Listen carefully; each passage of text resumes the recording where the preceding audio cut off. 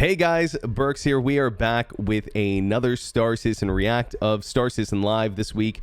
It's a inside look into 323, which is supposed to be really good. I got about 5 or 6 messages this morning from different people saying you got to check it out. You got to check it out. It's so good. So we're starting at the 11-minute mark because of the countdown, but the next like hour 5 is supposed to be packed with a lot of really good information. People are getting really excited. I also haven't watched the Inside Star Citizen from yesterday. I've been kind of out of the loop, doing some IRL stuff while we're waiting on 323. But let's take a look. I'm excited.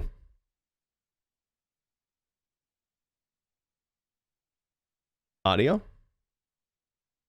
Just threatening Pete by, I was going to start with a good morning, Star Citizen. He was just waving me off. Hi, everybody. Hi, Jared. We're back. Welcome to Star Citizen Live. I'm your host, Jared. That's right. That's your name. We just talked about that. We just talked about that. And if you've never seen Star Citizen Live before, it's where we take about an hour out of the end of our week and we chat with a few of the developers who make Star Citizen and Squadron 42 possible. On this week's show, we are changing things up a bit.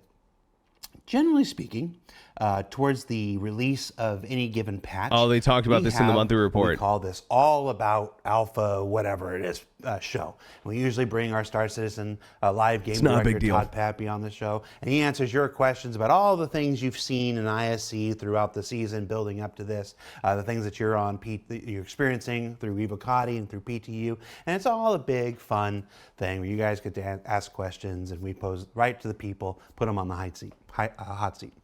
We're not doing any of that today. We are changing the formula. We are at the beginning of this journey to Alpha 323. We've all come back from our holidays. We've done the typical regroup and engineering planning for the next patch. We also do our yearly performance reviews. How'd you do?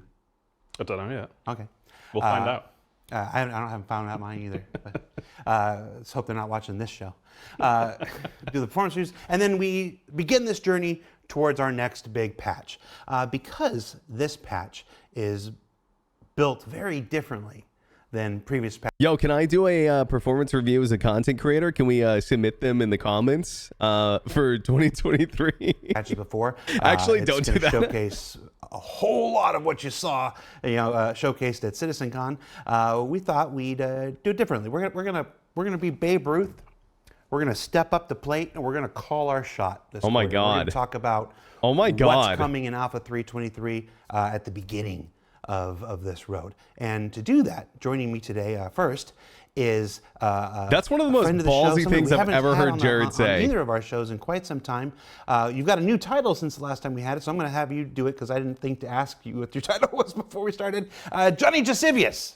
Johnny, how you doing, man? Hello. Do you want to guess what my title is?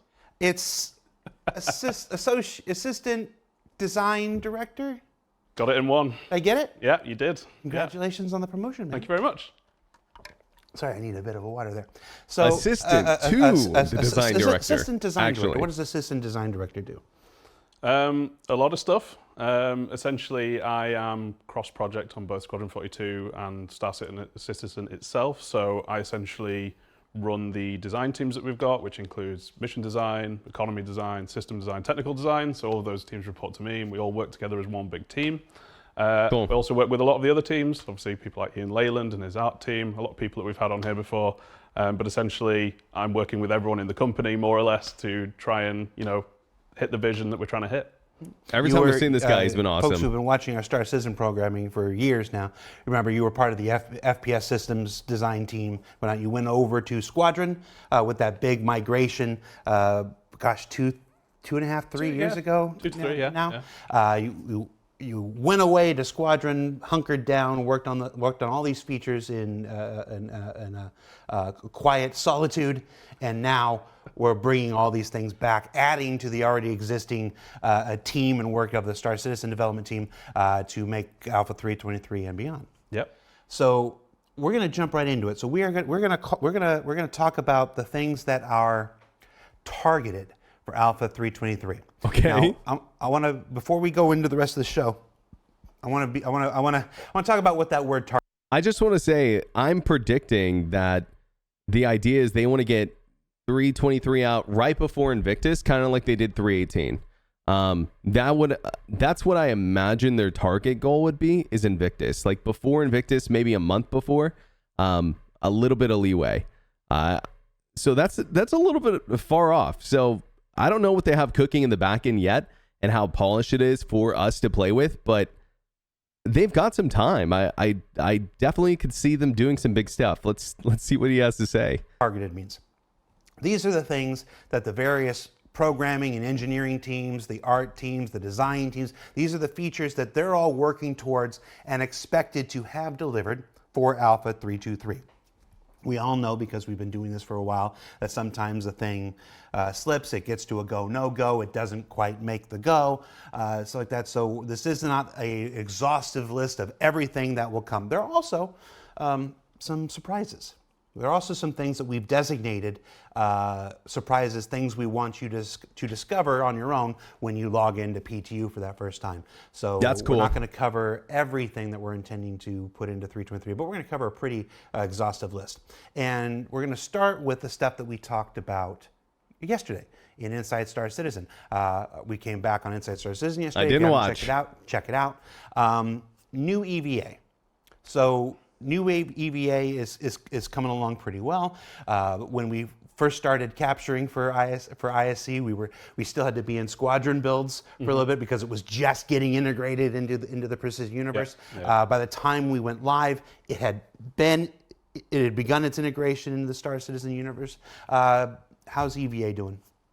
Really good. Obviously, there's still work to do. Obviously, a big proponent of that, as you mentioned, it was in Squadron Stream. Obviously, now we're dealing with things like networking. Sucks right now. True for a lot of the features that we talk about today, is that obviously there are unique challenges that come with putting things into the persistent universe in Star Citizen. Yeah. So, like something that like people really don't appreciate about Star Citizen is that every feature that they submit into the game, specifically Star Citizen, not Squadron 42, is also a networking feature for the most part, because all these items they want working one for one on everyone's screens, which is like, by the way, a extremely complicated task for you guys who don't know. It's like extremely complicated to replicate everything one for one.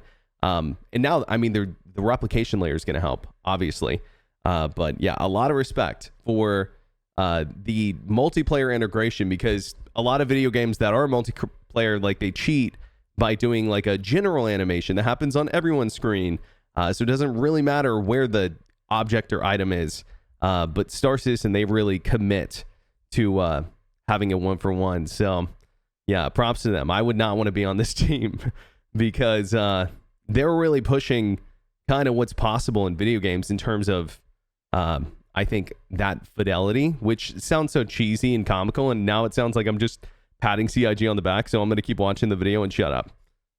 So, yeah, it's looking really good. And obviously the guys yesterday, if you missed the ISC, they did a very, very good job of explaining the systems, but I'll kind of give a quick summary of that. Basically, how we felt previously about the old EVA system is that it wasn't really up to scratch.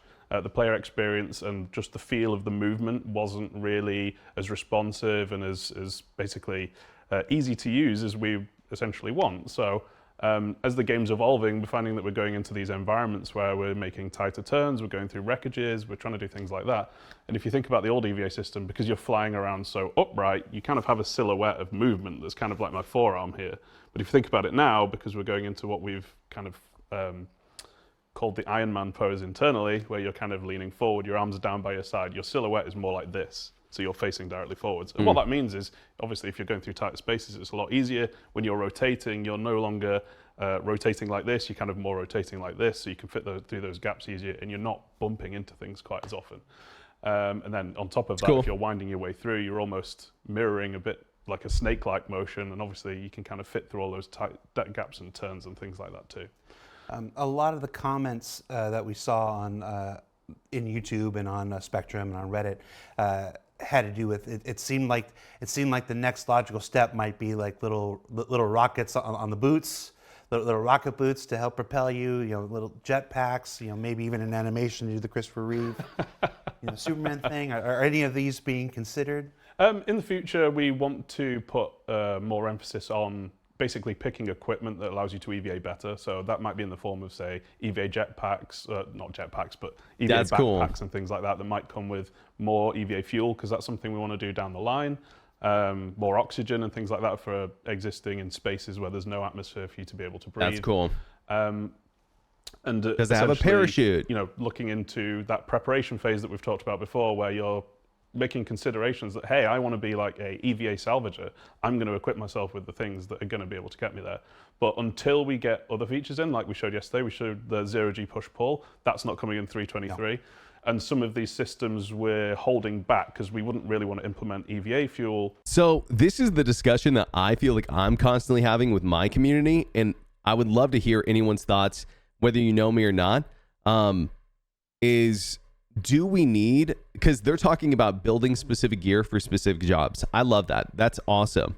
But do we need a system in place where to get access to that best gear, you have to be doing that gameplay at a high level somehow? So like, in order to get the best salvaging equipment in the game, maybe you have to craft it, right? But maybe there's things that you have to salvage, right, that are specific to salvage, like you salvage vandalanium, I don't know, and you take that material and that allows you to make the highest level like salvaging material. Therefore, you get to play the game at the highest level. And if you lose that stuff and someone salvages it off of you, or they steal it off of you, whatever, then now they have it. But it's kind of like a one and done kind of rarity, kind of like adds value to the best equipment. And you could do that for ship components too, right? You have this uninsurable component that has like 25% more shields, or does 25% more damage, or whatever. It could be smaller numbers, but you get the point. It gives you an edge, but there's a risk and reward to it. The question is, do we need that or do we not need that? I kind of feel like we do.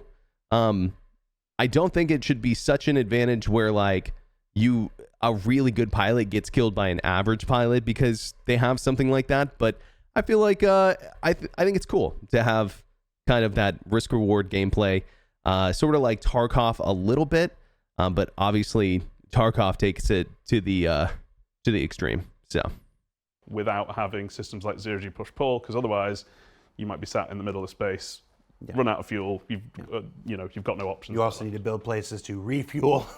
100%. Stuff like that, yeah. So I'm glad you brought that up. We tried to be very deliberate in our storytelling. We said, this is coming in Alpha 323, and then further down the line, there's the traversal. There's the zero-G traversal where you're climbing on the hands. There's the fuel. We changed the work in progress graphic to say, this stuff is the 323. This stuff is not the 323. Yeah. We changed the music.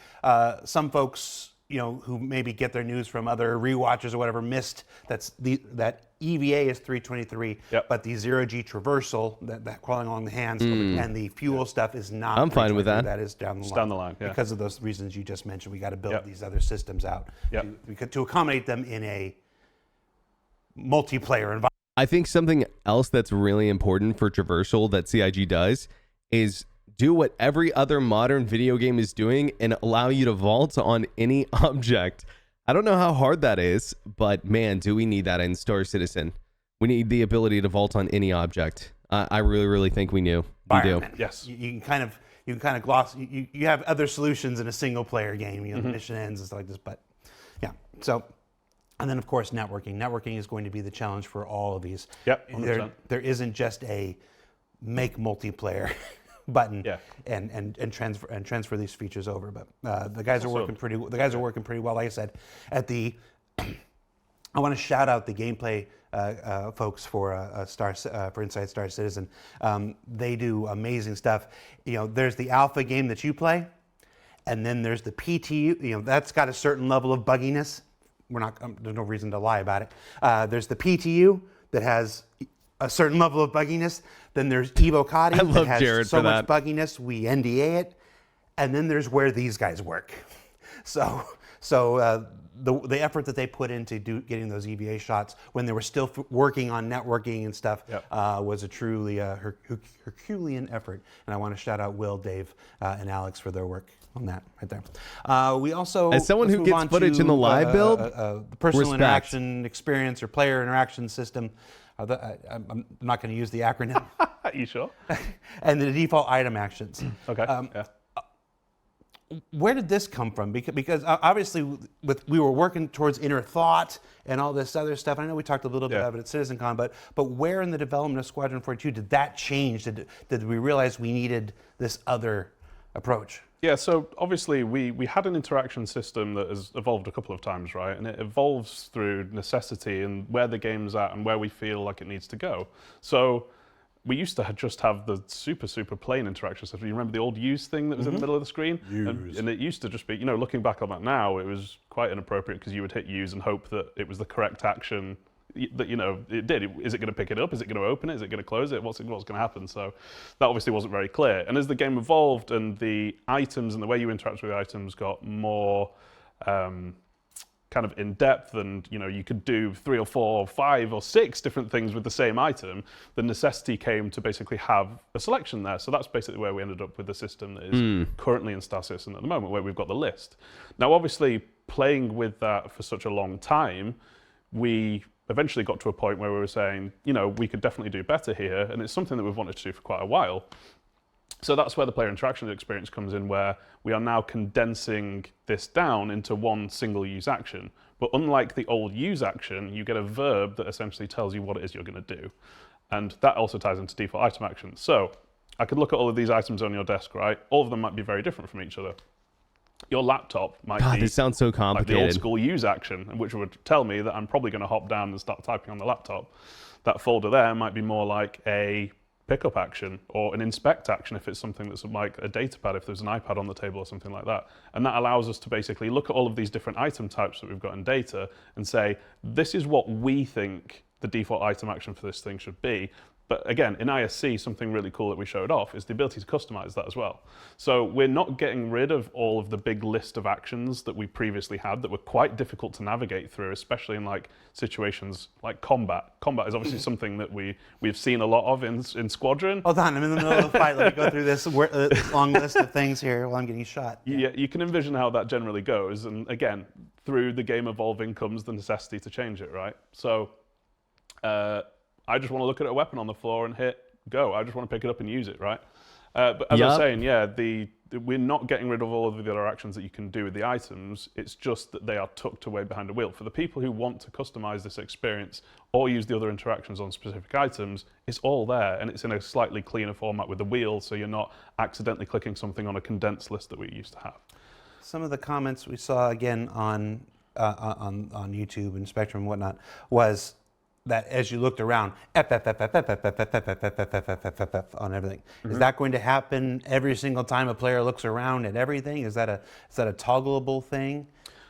So we've spent a lot of time tuning that, so it's picking out the important items, the large items. Basically, we've got a system that essentially finds out where your focus is. So again, we have played with this a lot. If the F moving around on all these different items got annoying, it would annoy us too, because we played the game so much as well.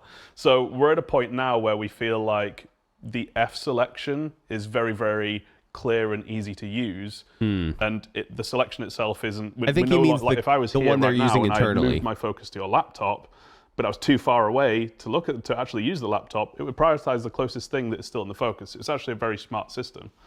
So yeah, we don't get annoyed by it at all. And for the people who actually like to use it, the interaction system's still there. So you can still mouse over things and highlight them and interact with them. If you really need to do fine control, I'm sifting through this guy's stuff that's on his armor, or I've got loads of clutter on my desk in my hab, I can still very fine, have a fine selection of what I want to interact with too. And of course, like everything here, this will continue to iterate after 323. Yeah, 100%.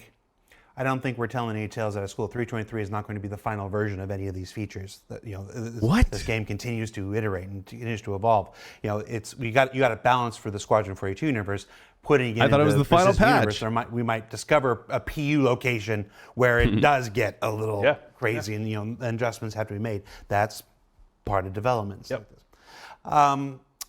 So that's what we covered yesterday. So now let's go into formally announcing some other things that, so this we're is working towards. That was not new information for any of you guys. Distribution centers. Got it. Distribution centers, which we've shown off. I think we first introduced the idea of them at CitizenCon 2 years ago.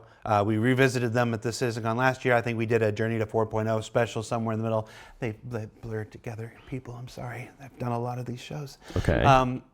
Distribution centers are now fully on track to come in Alpha 3.23. Oh, do they mean those big underground facilities? What can you tell me about what players can expect? Okay, so just as a bit of background, the distribution centers are these massive facilities. They truly are really big, that are down on the surface of planets and moons and things like that. And they kind of are what they sound like, right? It's a center of distribution. Cool. Like there are lots of landing pads. There should be it should be a big hub of activity, basically. And there are a lot of different areas of the distribution center that are different from each other. So you've got the exterior, typically where people will be landing their ship, unloading cargo, things like that. You've got the offices up top, which is generally more of a front for whatever business or corporation has ownership of this place. And then you've kind of got more of the inner workings, which are kind of where you would typically expect to see cargo being ferried. If there's machinery that are producing stuff down there, if they're making something, then that would be where that's all tucked down. So what we're trying to provide for 323 is some... This is just like a random thought, but it's like he just mentioned that they were, well, I guess he said they were making stuff, not mining stuff. So that wouldn't really work. But I don't see why they couldn't have a very similar facility to the one they're talking about that is not a distribution, but more of a mining hub facility. And it's attached to like a mega cave. And one of the ways into the facility would be taking another, route, to this like mega cave. Personally, I think that, caves should have more than one entrance. That's one of the things in Star Citizen that I'm looking forward to. So I don't know. It could be cool. Could be cool. I don't know. Variety between the different locations. So slightly different layouts between the different distribution centers. So they all feel a little bit different from each other. Have different factions at each of these places as well, which should give a very different... I love that I take a break from Star Citizen for 3 weeks or whatever it's been, 2 weeks. And all of a sudden I'm complimenting CIG every chance I get. I'm dreaming of features that, clearly won't exist forever. what taking a break will do to you, man. What you're going to be doing there. So just as an example, and we talked about this recently, is...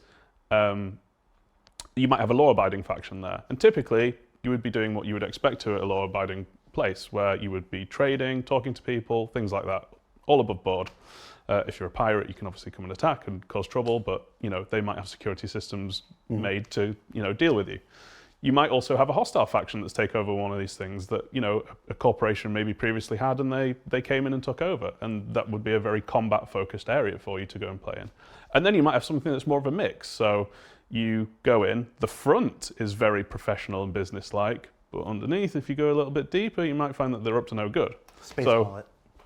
Yeah, so ultimately for the content we want to provide, the distribution centers have a lot of possibility, and there's no way that we're going to provide all of the content that we want to in one drop, but we definitely want you interacting there, doing cargo missions, and potentially some basic combat missions and things like that to interact with all of the different areas of the distribution centers we're going to provide.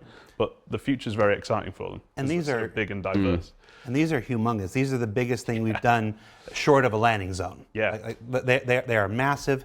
They are microcosms of the entire Star Citizen FPS experience. When I say FPS, I mean things not in a spaceship. There are missions. You'll get missions that will take you to these places. You'll go to these places to take to get missions that take you out. Some missions we'll be talking about these on ISC in just 2 weeks, so I don't want to spoil everything. But some of the missions are self-contained within the distribution center. They're that big that you can do the entire loop within the distribution center. Look at that cow! Hi, Daisy. They really are an exciting new addition, and 323 is not the end of them. Like I said, 323 is not the end of anything. They will continue to evolve beyond that. It's one of those things. I don't think we're ready to share that just yet. But there are some exciting plans for distribution. I wonder if they're going to talk about raids. beyond 323 that boy, when they let me tell you, I'm gonna tell you really loud. All right. From there, let's move on to some ship stuff. What did it say? Wow, the Star Citizen Live set has come such a long way, says Old Boy. Yeah, well, we try. We try. Master modes. Mm-hmm. So we've been talking about master modes again. Master modes almost, actually, we've been talking about master modes for just as long as we've been talking about distribution centers. They first debuted 2 Citizen modes ago. Okay. In 323, they are slated to go in. Yep. They're slated to go in, so yeah, so yay for everybody. Rich, the vehicle experience team, Rich Challer's team, really? April and all them, they're fast working on converting all of Star Citizen's existing spaceships to the master modes, defining the different archetypes. And again, don't get me wrong, I'm really excited for master modes, but I'm worried. I'm worried because it feels like it's being rushed, but I could be wrong, especially because originally their target was after Q2, I think. So like a July patch or something. But man, if they pull it off, that's crazy. The only thing that I feel like Master Modes is lacking right now is a solidified 1v1 combat. And I stand by a lot of PvPers when I say that if they have to get rid of 1v1s to make group combat that good, then like, let's do it. Because group combat in Master Modes is awesome. Super, super fun. It's challenging. It rewards group play, it rewards tactics, and like calling people out, focus firing people, stuff like that. It's cool. It's hard to get away, but it's easy to disengage if you don't want to fight. There's a lot of really cool things about Master Modes that we're really liking. Needs a couple of small tweaks. Like a hammerhead probably shouldn't be able to go into its top speed mode in 5 seconds. It should probably take like 60 seconds, right? And it should scale down from there. Stuff like that, right? But other than that, I think that it's really good. I think that it's really, really good. And I'm looking forward to having it in the game and seeing how it works with like QEDs, like the Mantis, and seeing how it works with like big ships and small ships in group combat and turrets. Man, I'm really excited to see how turrets work. I know we have the Vanguard, but and I guess the Super Hornet, but yeah, I'm excited to see how the turrets and stuff work properly in the PU. Like the Hurricane, for example, is going to be a monster. Anyways, let's see what they have to say. We'll be talking about those in detail in ISC in 4 weeks, 3 weeks, 4 weeks. This is not. It's taken us a while to get to Master Modes. Yep. And not everyone is. I think it's safe to say not everybody is completely on board with the idea. You know, I can read Spectrum, I can read Reddit and whatnot. Master Modes is a good thing. There seem to be just as many people who are for the idea as against. Yeah.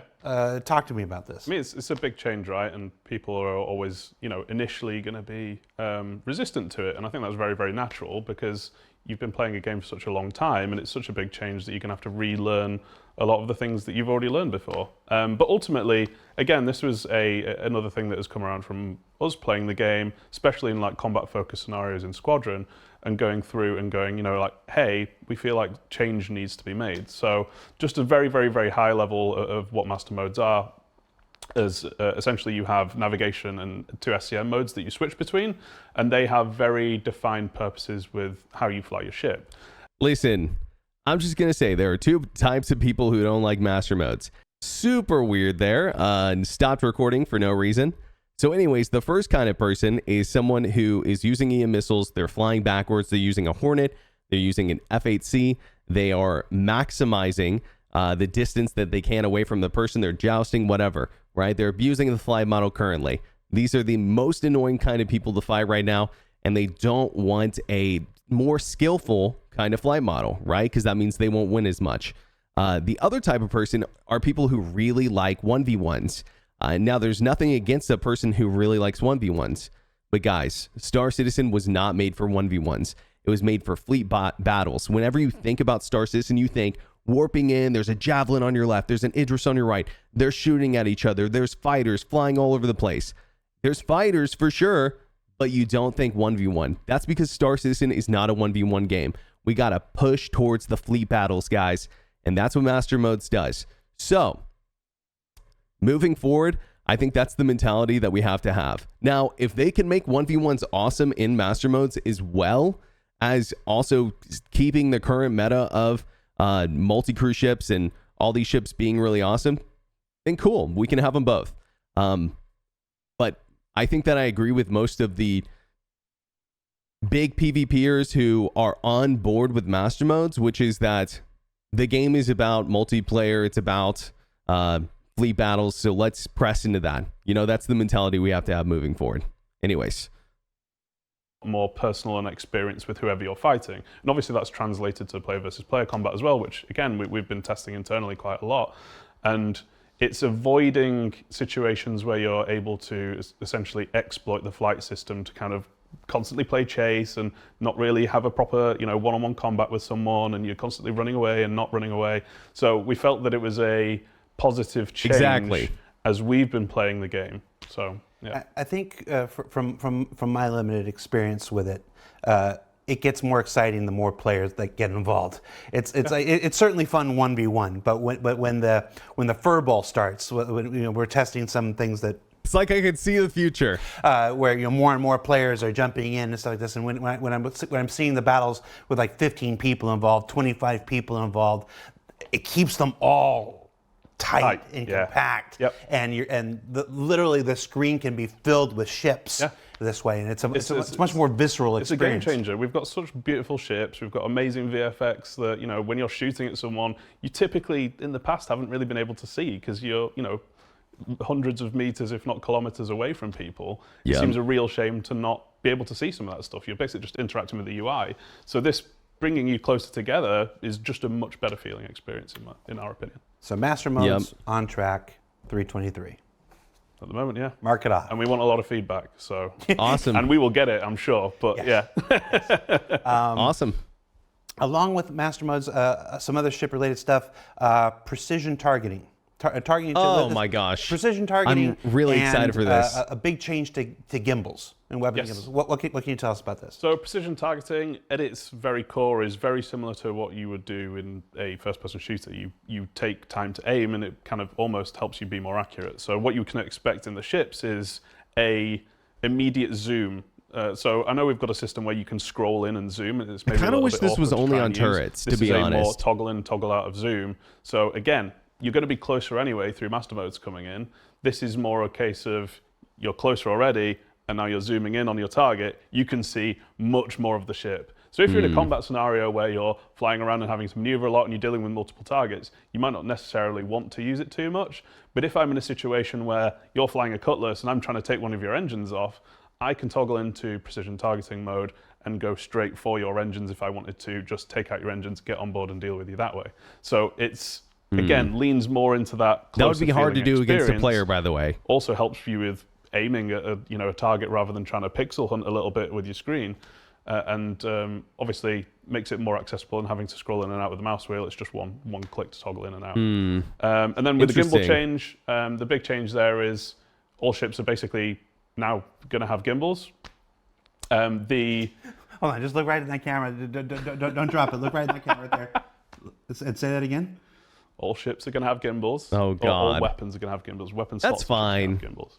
So that's not entirely true. I'm going to contradict myself already. Yeah, there are a few couple of exceptions. You look at the Idris, it's got a massive railgun on it. It's not going to be rotating around everywhere. It's the nose gun on the Vanguard. Yeah, so there are a few that are going to be stuck as they are, but what we kind of had thought about for a while that we weren't too keen on is the swap down and swap out for the different weapons, and exchanging the gimbal out for that, basically, because new players come in and it's not immediately understandable what's going on there, and we didn't really feel like it was adding as much value. Yeah.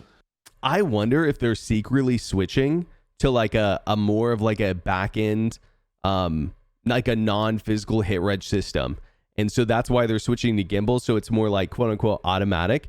If you guys don't know, if you haven't been playing Star Citizen long, before we had aim assist on every single gun in the game, there used to be no aim assist, and people did not use fixed weapons. Why? Because you couldn't. You could not use fixed weapons back then. And someone in the comments is going to be like, actually, Berks, I used fixed weapons, and no, you didn't. Fixed weapons were garbage, and if you fought someone who was using gimbaled, you'd get obliterated because auto gimbal was so good back then. It was so good. And so what I'm thinking is, I could be wrong, but I kind of hope they do this because it would be really good for hit reg in the netcode. It'd be really good because physical objects moving at hundreds of meters a second, really hard sometimes to like register, bullets and stuff when they hit the ships. And so, in my experience at least, so I kind of hope that this is like their way of like moving to a different kind of hit reg system, because I think it would help combat. Even though we're slowing it down, I kind of feel like it would be good. I kind of feel like it would be good. Let's see what he has to say. And just to touch on the turrets as well, turrets are now going to have gimbaled weapons too, which is really, really good, because obviously previously you were limited to the rotation speed of the turret. It gives you a little bit more look ahead and a little bit more of a unified, pleasant experience that you can expect from the ships that you can then expect from the turrets as well. So I think we glossed over the gimbal change. And again, we have an entire ISC dedicated to this. So we're covering a lot of topics that you're then going to see deep dives of for the next 7, 8, 9, 10 weeks and whatnot. But with the gimbals, the size restriction is also going away with them. So as in you're no longer trading have to do down. One size, Exactly one down. Yeah. So some ships will get bigger weapons for this, and of course there are the exceptions. Basically, I'm not going to give you an exhaustive list of the exceptions, but if you look at a ship and there's clearly a very impossibly fixed weapon on it, think Inferno, think Vanguard with the nose, think Idris with the railgun, those will not be gimbaled. So they're not going through and remaking the ships to do that. So there are a very small amount of exceptions. I think it's like 4 or 5. Yeah, it will be an exception rather than a common thing. But you can clearly look at the ship and go, cripple the Vanguard. I don't understand how that could be gimbaled. Congratulations, that's probably one of the ones that aren't being gimbaled. All right, and again, we will cover all that with Yogi and Rich Towler and their teams in just a few weeks. So stay tuned for more details and examples and all that good stuff.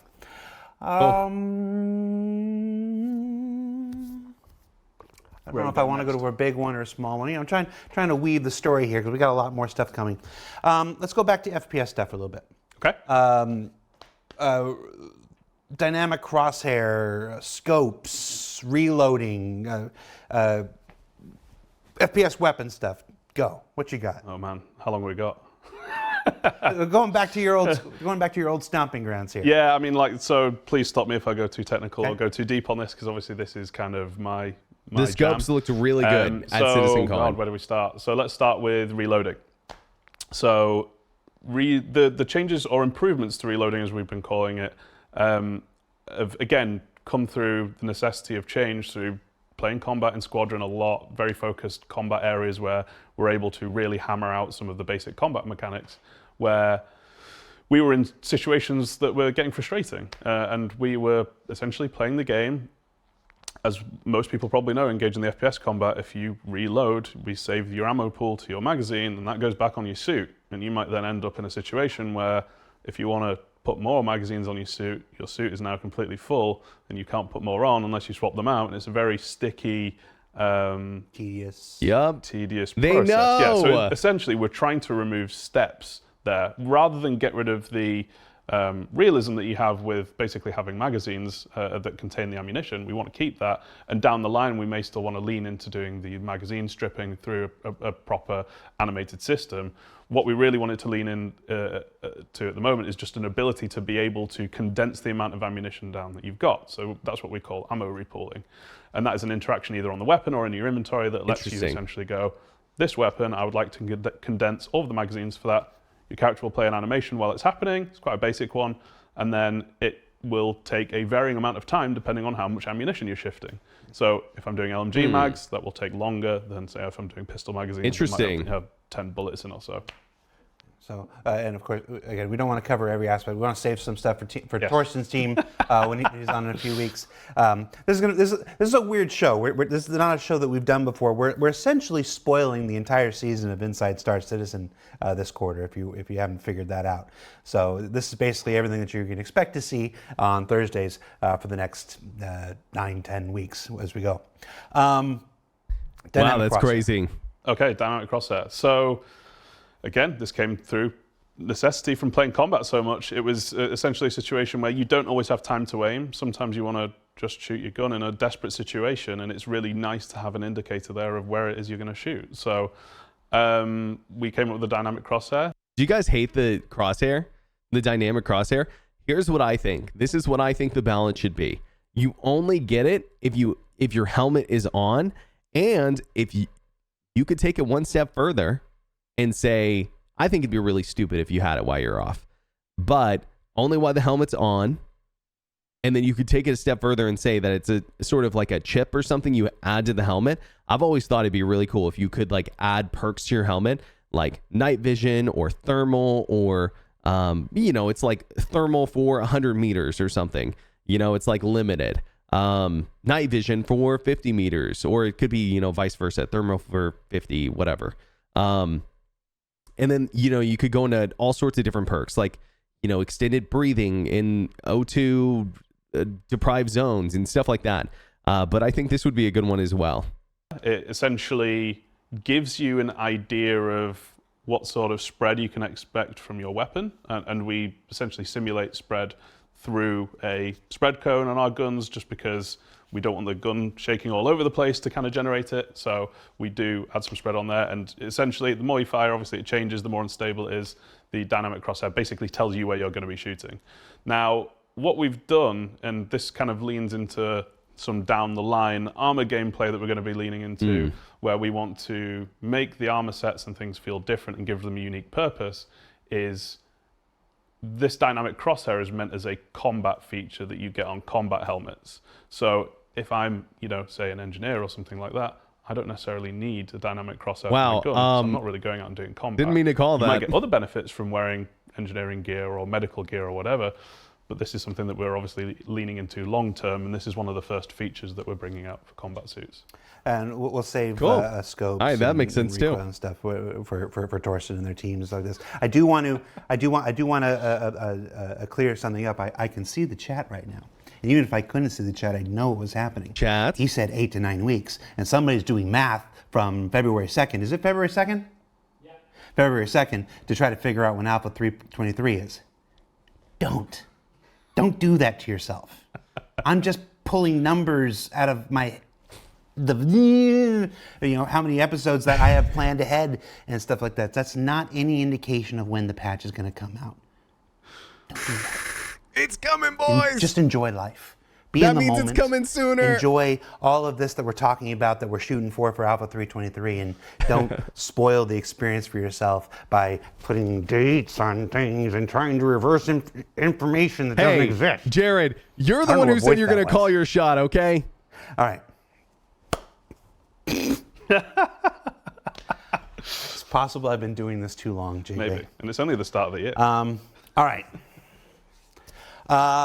You mentioned the combat helmets, and so sorry. Let's talk about the visor and lens stuff. In ISC yesterday, players saw a little bit of the 3D mini map and the corner and some visor stuff.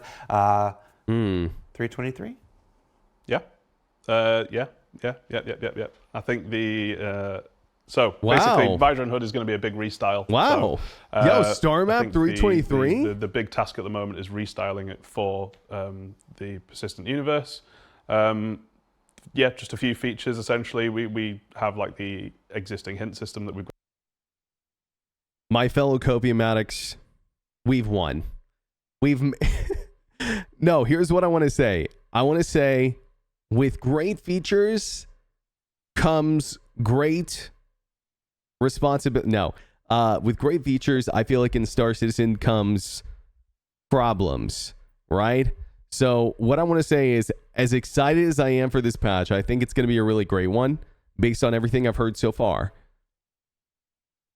Just expect the pre.1 patch to not be as smooth as we want. That's all I'm going to say. I foresee a lot of issues with these big changes coming. And that's not an issue, right? That's not a problem. It's not a criticism. I just think for the first iteration, just expect them not to be smooth. Like some people, I bet a comment you'll hear is, we should just keep the old star map or something stupid like that, right? But like it's probably just going to be the first iteration. There's going to be some major bugs, and I'm sure those will get resolved soon because everyone knows that all the bugs in Star Citizen eventually get fixed, right, guys? Right. I'm pretty sure that's anyway. Got in game. That's all being tidied away into the new notification system that we've got with high and low priority notifications, where we've got some really nice visuals for those. We've obviously got the newly What about reworked, hailing? I'm going to call it like the combat stack. That's what I quite like calling it. Yeah. No one else calls it that, but basically it shows you where all your ammo is, gives you all your feedback for your weapons, changing items, things like that. It shows you what's in your hands. Let's make it a thing. Let's all agree to call it the combat stack for JJ, who's doing such a good job here today. Then on the left-hand side, we've obviously got all the widgets for things like your health, the environment, all that sort of stuff. We've got the compass that's going in too. The compass. Yeah, we've got the compass. It's in the video. You can already see it. Wait, an actual compass? Well, like I can tell what direction I'm going. Yes. That's pretty. That's pretty no awesome. more, which direction am I going? I can go. That's north. Yeah. Well, not north in space, but you got a bearing. I'll take it. North on a planet. I'll take it. Yeah. You happy? Yeah. That's Okay, good. That's good enough. And then obviously one of the biggest ones is the mini map, and the mini map is Yeah. Dude. amazing. It really is, and it You know what I just realized? I'm gonna have to cover my mini map on stream, man, because people are gonna use that to stream snipe the absolute out of me. I'm telling you right now.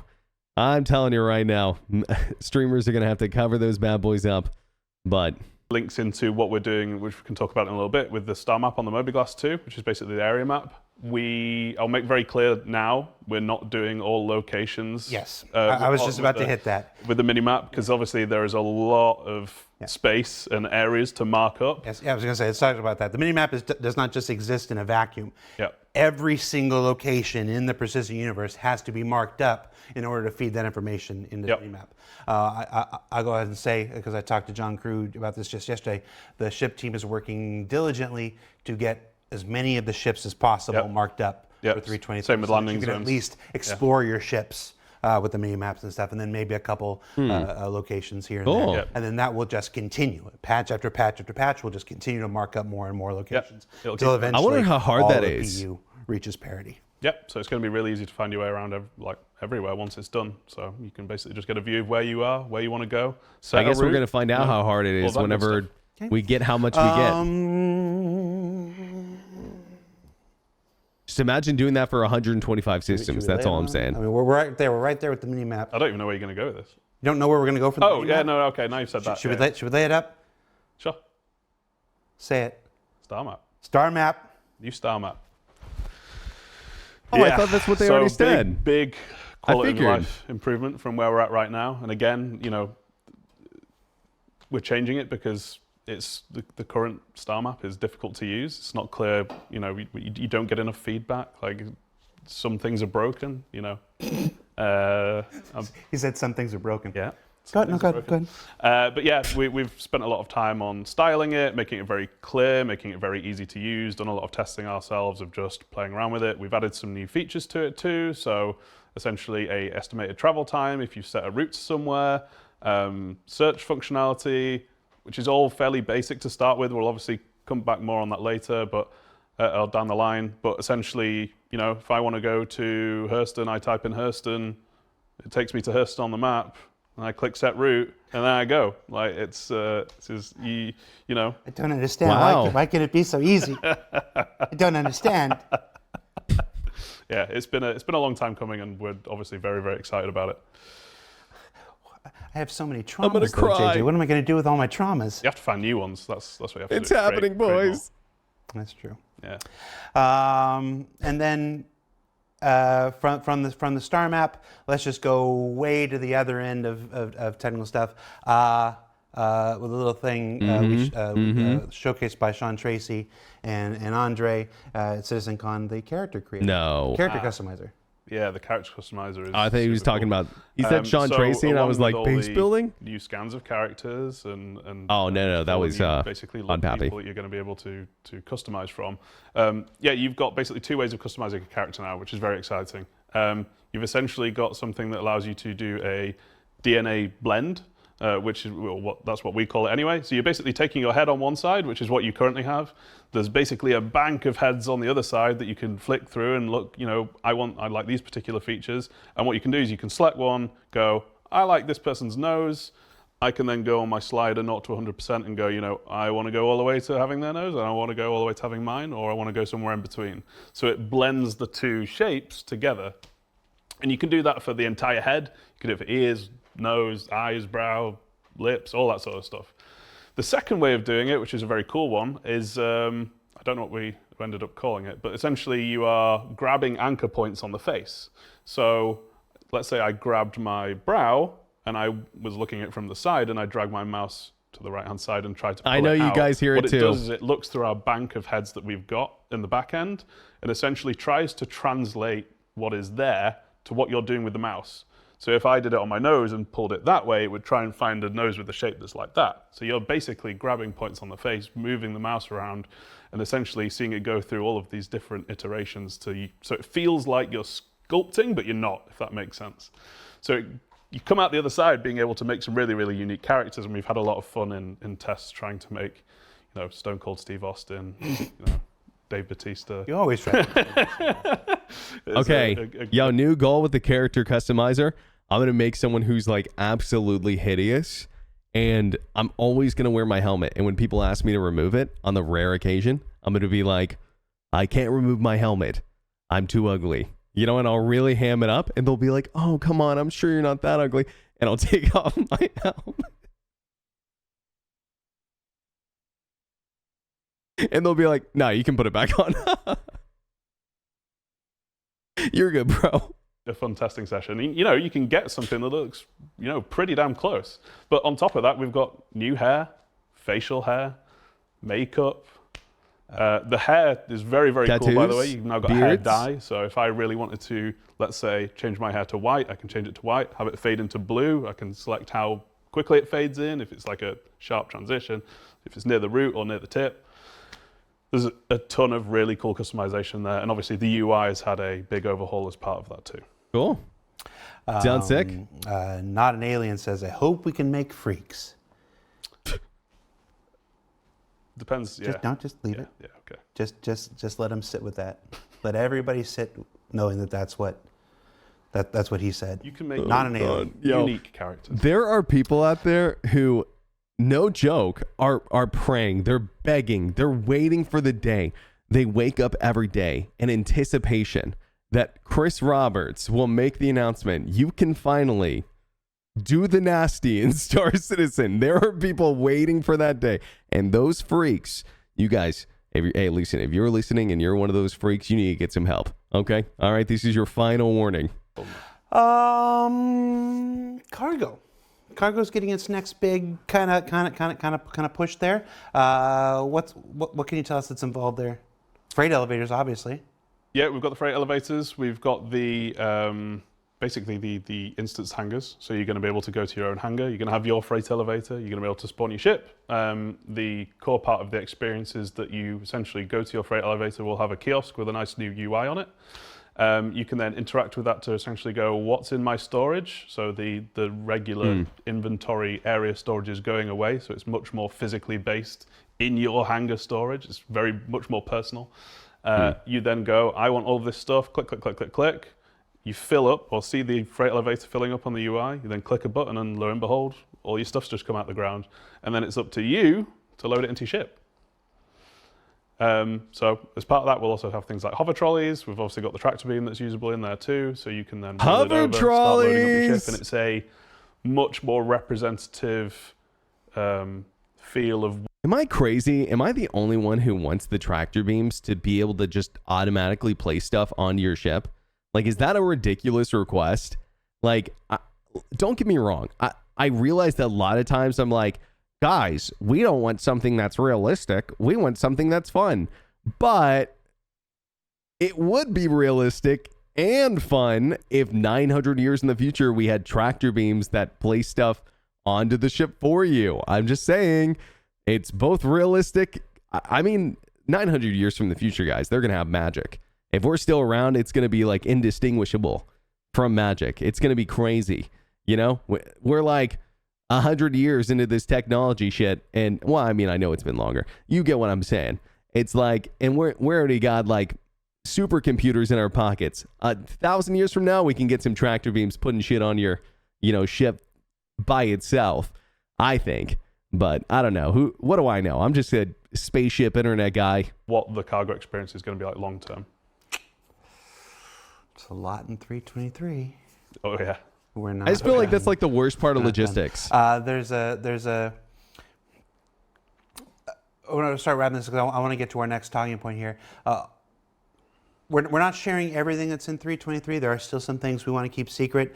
There's still some, obviously I also don't want to spoil an entire season of ISC. We've already covered so much and stuff like this. But you can also expect things like the Blockade Runner mission. If you remember, we covered that on ISC sometime last year, maybe in Q3 sometime. The Blockade Runner experience that we talked about then, that's targeted for 323. A big update to Xenothreat. It's the Ninetales lockdown thing. Yet. We're going to let players, that's one of those things that we're going to let players experience for yourself. Xenothreat and a sort of a pre-Xenothreat thing that's got a name, but I'm not going to share the name today. I want to see if people can suss it out.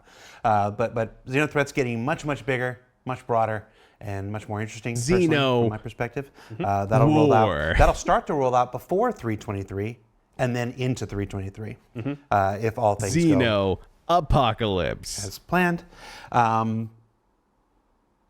The looting stuff, the looting stuff. Oh, the looting's fantastic. The new looting stuff that we saw at CitizenCon is going in. There's a new shopping app.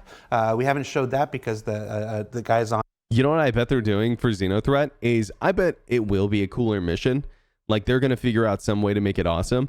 But I bet the main reason why they're redoing it is because if anyone who's played Star Citizen in the last 2 years and Xenothreat at the same time, it just doesn't work. Like it quite literally does not ever function. Well, I think that I've successfully beat Xenothreat. I probably played it a couple hundred times. And I think I successfully beat it maybe like a few. There was a point where, actually, no, that's a lie. There was a point where it was successfully completing a lot, but it was still a slideshow. But I don't think it has ever been smooth. I don't think it's ever worked correctly more than like a handful of time or two. There has been some really cool stuff that happened with the Xenothreat. At one point, the craziest story is I was doing Xenothreat at a point where some of the boxes required to finish the mission were not spawning on the server that we needed to complete Xenothreat on. And so we would go to other servers, bedlog, and we would get the boxes from different servers doing the mission, and then we would log with those boxes and do sort of like a time heist, like the Avengers, got the boxes we needed, came back to our server, turned them in for the mission, and then completed it. It was like the craziest thing ever. So that was cool, but like obviously that's not intended gameplay by any means. Which like, yeah. Anyways, I think Xenothreat was a great mission. I think it was really cool. I guess it was sort of the first dynamic event, official one, but it just doesn't work with Star Citizen. And Sea of Thieves, Siege of Orison is also borderline not working very well for Star Citizen. It plays more like it should be an instance Theaters of War mission that you can play like rounds of, and less of it fits into the PU because it's so linear and it's so like someone can rush forward. And I know they're making changes and stuff, and I hope those work, but at the moment, it does feel like it should have been a Theaters of War mission. And to be fair, it would have been a great one. And it is a good mission. It just doesn't really work in the PU that well, unfortunately. So anyway.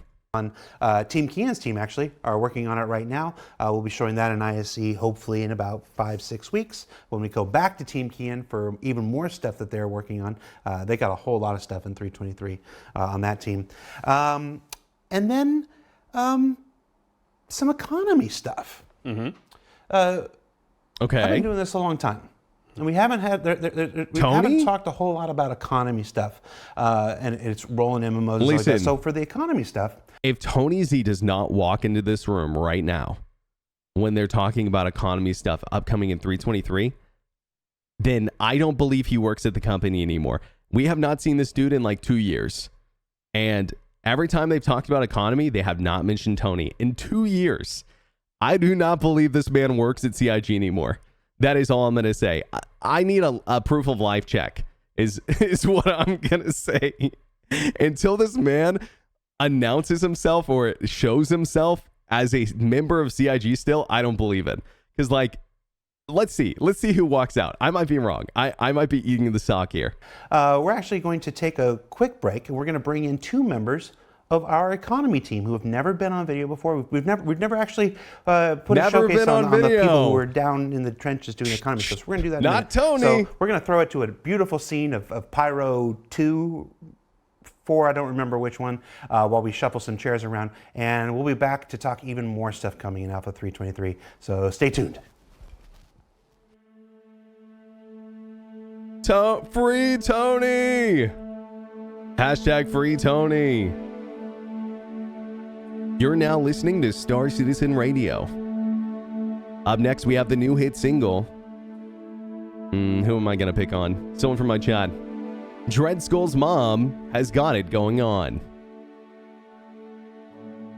By Pedro Camacho. Wow, this is kind of nice. I like this. Yo, I should start my streams like this. Welcome, everyone, to the Star Citizen experience. 30K.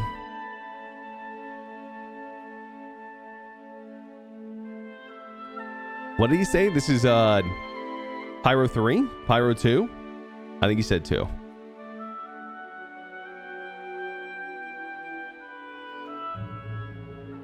Wow.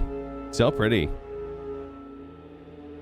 What do you guys think Pyro is going to be available for the next playtest?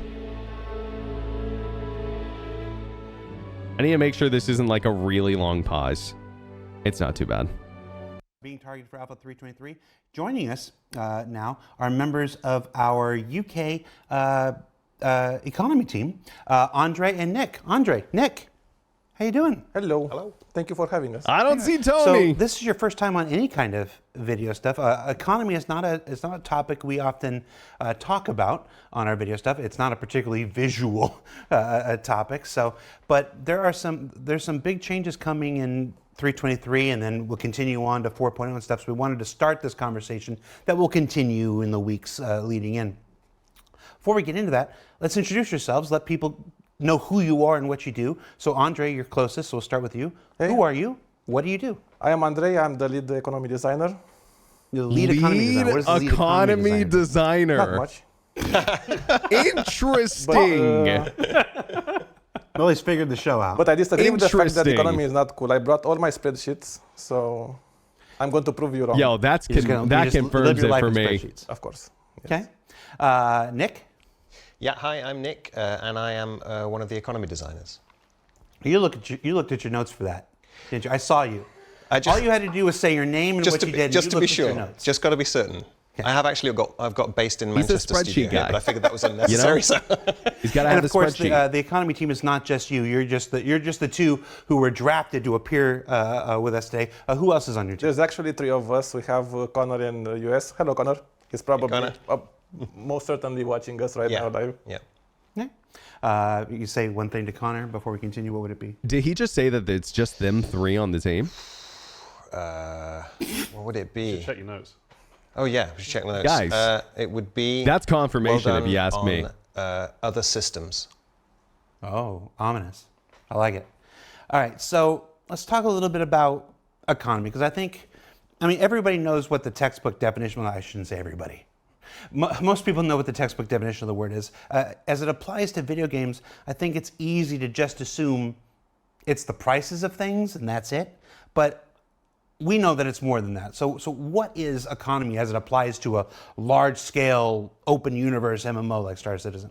I completely agree with your statement. First of all, of course, one of the most important things. The prices, but at least for myself, it's a bit more than that. It includes telling a story, but instead of using nice pictures, instead of using words, we are telling a story with numbers. Yo, I like this guy. We want to make sure that everybody is I got a good feeling about this guy. I'm serious. Having fun. They progress. Everything that they are doing not only makes a difference for the world and for the other players, also makes a difference for themselves. Would you agree with that, Nick? Yeah, absolutely. It's definitely. I mean, especially with an MMO, it's all about an immersive dynamic.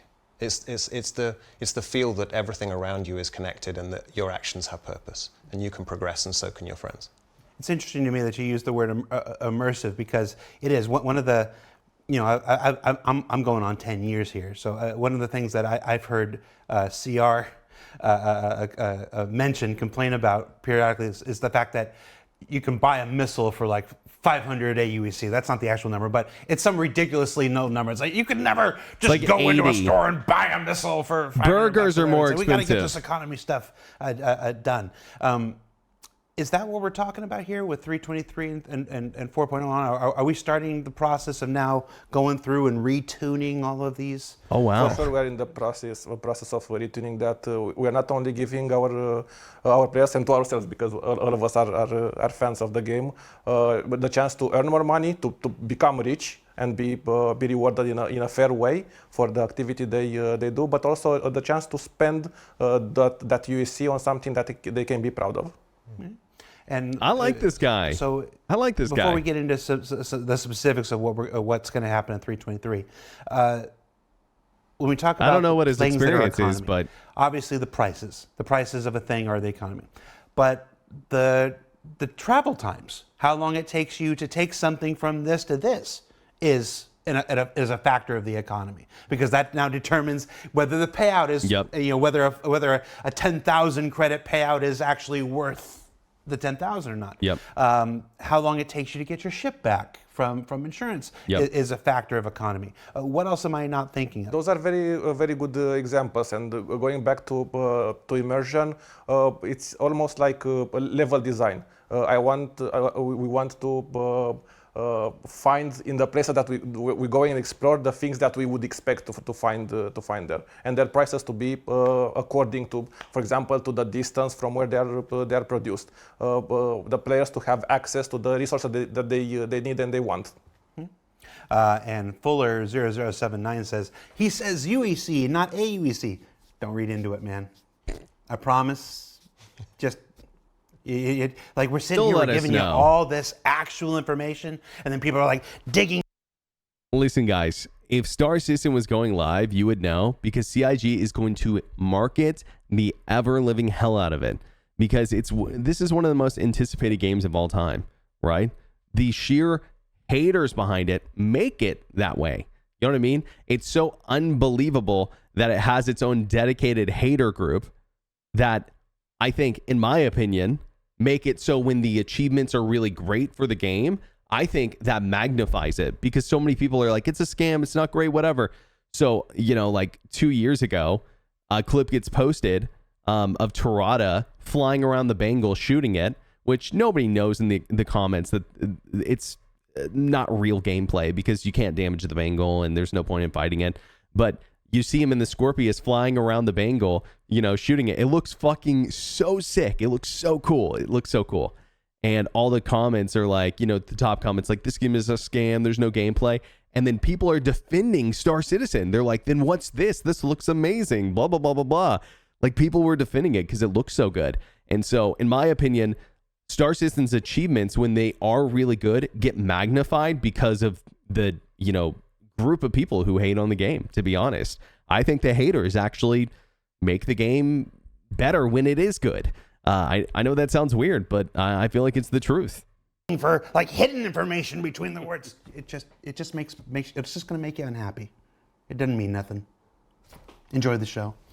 All right, so in 3.23, the first, let's say the next kind of major push towards building this economy, towards hardening this economy that's been if you don't mind my saying, kind of all over the place for years and years and years. It's going to happen. What are we talking about as far as what's going to happen in 323? Well, cohesive is a word that we are using a lot.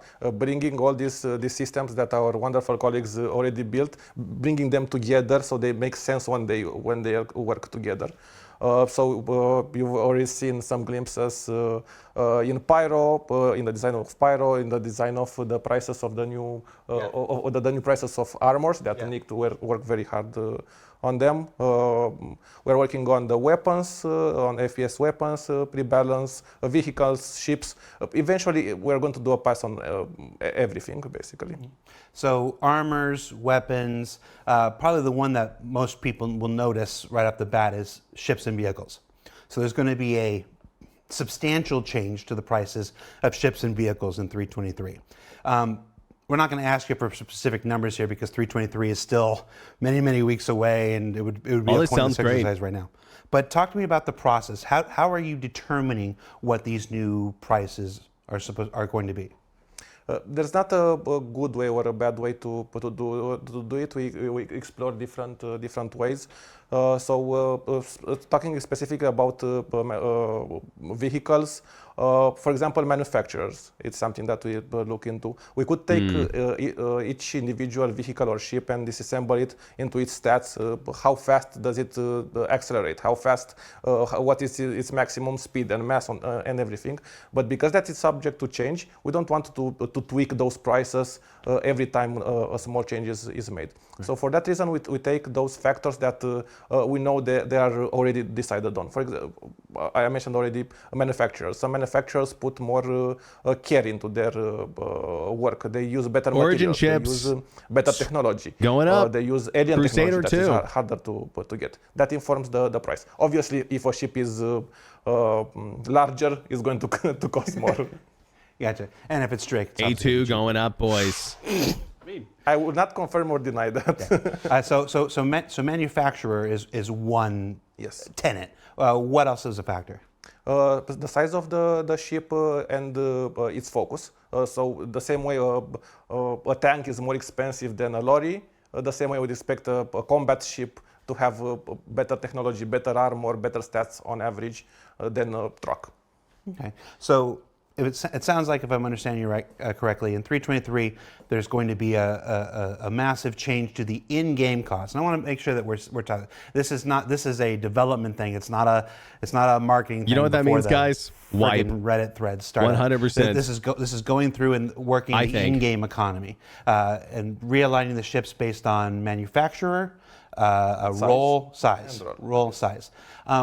I did ask you if you could give us some examples. Now, these are not going to be final examples. Obviously, again, the changes won't happen for several He's going to mention the weeks A2, I think. Just to help us illustrate, to help us prepare for what kind of stuff we're talking about. Were you able to get some examples? Yes. For us? Okay. I watch your show, so I see that you have a Pisces there. No, yeah. So the rescue one, because we want to make it more affordable, and because myself, I see myself playing as a medic in the future. I made it a bit more affordable. So it's going to be in the range of $500,000 USC, alpha USC. And so you're saying something like the Pisces might actually go down. Yes, as far as the cost. Yes. The Pisces Rescue is going to be a lot more affordable than it was. I can give the example of my favorite ship. You can argue about that in the chat. It's the Arrow. I really like the Arrow. That's my favorite ship. In the range of about 2 million per USC. It's a combat ship. It's high performance ship. So obviously, somebody that can drive that ship worked very hard to get that ship, and they can be proud of owning. No, he's right. He's right. So those seem like kind of lower level, entry level ships. Yes. Can we talk about something kind of mid range, like a Connie? Or a Connie, it's a very good example because a lot of our players like that ship. I think it's in the range of 10 million now. Maybe going back into the Connie combat, Phoenix like even 5? larger. I really like the Hammerhead. Yeah. He's talking about the Aquila, I think, or the Andromeda. 45 to 50 million USC. It's a ship that it's a multi-crew ship, so I can see players pulling their resources together to buy such a ship. Oh my God! Gotcha. And this is, you're using the words "it's going to be" and stuff like this. This is what we're working towards. This is what we're currently working towards. Of course, with feedback and testing and stuff, the numbers may change. What's a javelin going to cost? $1 billion? Is not the end all be all for anything. It's like obviously these things go in. We get player feedback. We do the testing at full scale, and then only the first, and then adjust and continue. It's only the first pass the economy team is doing. But this is a conversation that's. That's people aren't going to like waiting that, to but happen for years. I feel like that's probably good. We've always. I don't think it's been a secret to anybody who's played Star Citizen that like I said, the economy has always just been kind of this. We'll get to it. We'll get to it. We'll get to it. We're here. We're getting to it now, for lack of a. I think this conversation is going to upset a lot of people. And it's not the biggest group of people in Star Citizen, but there is a group of people who don't want any progression. They don't want anything to mean anything. They don't want any value in anything. They don't want stuff to cost anything. They want all gear to be accessible, all weapons to be accessible, all components to be accessible, all ships to be accessible to everyone who plays it, no matter how much they play, no matter how hard they work, no matter how long they've been playing. That's the mindset of some people who play the video game. And I got to say to those people, that was never the plan. What they're talking about was always the plan. And so if playing the game to earn the better stuff in game upsets you, then it sounds like you might be playing the wrong game. There's no creative mode in Star Citizen. And maybe there will be one day, to be fair. Maybe there will be one day. But I would imagine that would be probably more like a Forge mode, where you get maybe like a small moon to yourself or something. But which would, I think, be really cool for testing and such, by the way, and for like building like custom game modes and stuff. That would be really cool. But yeah, aside from that, we'll see. Better term. So Alpha 323 is that next push, but it's not the last push. It'll continue to be balanced, continue to evolve.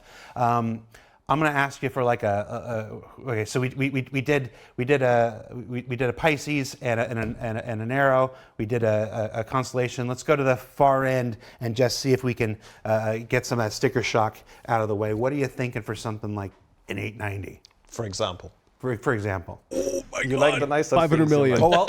Or I'm just trying to work the sticker shock here. So Origin, fancy manufacturer, 890, super big on the size. What are you thinking? I'm just gonna hold my alpaca here. Let's make a list. Do you want gold on the walls? Do you like the marbles in the bathrooms? What do you need? Give me the worst case scenario. What are we thinking? Worst case scenario. No, we are talking about luxury. We are talking about Origin, a manufacturer that is famous for putting so much care and so much quality in their. The people who own a 890 jump with IRL money are salivating right now in the Twitch chat. I promise they are salivating. Their ships, and I'm thinking in the range of 70 million USD. 70? Okay. Somebody that has, never mind. Yeah, that's a piece of shit. They can be proud of it. It's all right. Are we going to be able to sell virtual kidneys? It's not even double the Connie. Oh my God, yo. Never mind. Take it back. Sell. He's not going to dismiss the Go idea to Star Hanger immediately. We're harvesting some organs. Maybe we've got a sideline in 9 got a tails. multi-tool. That's what the multi-tool is. All right, so obviously these are the prices that we're currently thinking. This work is ongoing and will continue until Alpha 323 releases. Once it releases as part of Alpha 323, it will continue to be evaluated. Yep. It'll continue to solicit feedback, continue to look at analytics, all that good stuff, and make adjustments as necessary. Because that's what you do with a live service game. You make adjustments as necessary. Thank you so much for this. You're welcome, Jared. Again, like I remember, coming to you, it's like, hey, we want to talk about economy. You were very eager. I like since this guy, the first time man. I ever met you, you're like, I want to get on there and start chatting with people about economy. So I'm glad we got a chance. I want that feedback as soon as possible. That's the reason. That's what we like to hear, Andre. Andre, guys, our thank you so man, much, he must be for being on the protected. show. Is there anything, JJ, anything more we want to say about 323? Let's go back through the list real quick before we're talking. So right now, targeted for we're closing in for Alpha 323. We're targeting new EVA, the new Piss Pit, whatever we gotta get better at naming things. It's even better. There's 2 pies, Jared. We're only dealing with 1. New default item actions, reloading, dynamic crosshair, scopes, distribution centers, master modes, precision targeting, turret and gimbal changes, visor and lens stuff, new looting screens, a new looting system rather, a new shopping app, the star map, character customizer, a whole bunch of things cargo, including the freight elevators and some more, the blockade runner mission stuff we talked about, big changes to Xenothreat, and these economy changes. This is going to be a major patch. That's just the stuff I'm willing to share with you right now. There's even more. Wow, this is going to be an insane patch. Feel good? It's a lot to do. It's a lot to do. There is a lot to do. But we're in the we're all excited. We're all excited. It's building on the work that you guys have been doing for Squadron 42 for the last 2 years. The teams are working hard to convert it over. We've already got interviews in the can for ISC, for distribution centers and for master modes and stuff like that. We're going to be talking to you about all that stuff like that. Cool. So lots of great stuff. Very excited for that. Coming. I hope you're as excited. Let me change the way I want to say it. I've been doing, like I said, I'm going on 10 years now. You've seen me here, you've seen me in LA, you've seen me in a variety of situations talking to you about this, that, or the other thing. You've seen me cautious, you've seen me with trepidation, you've seen me hedge my bets left and right. The last time I went full-throated into something, I ended up with a beard that was like this, and it wasn't good. I hope you can take from my own personal enthusiasm. I see the work that these guys are doing each and every day. I've been seeing the work they've been doing for the last 2 years and just waiting for the time where this gets brought back over to the PU. We're here. This is going to be one heck of a year when the Squadron team comes back with the Star Citizen team, and it's nothing but blue skies. I'm not going to say that. No, I'm not going to say it's nothing but blue skies. I'm getting caught up in my own hype. Oh my God. It's going to be a magical year. Let's just say Here that. we go, I'm not going to say I'm going to get hit by a meteor when I walk out the door. About that.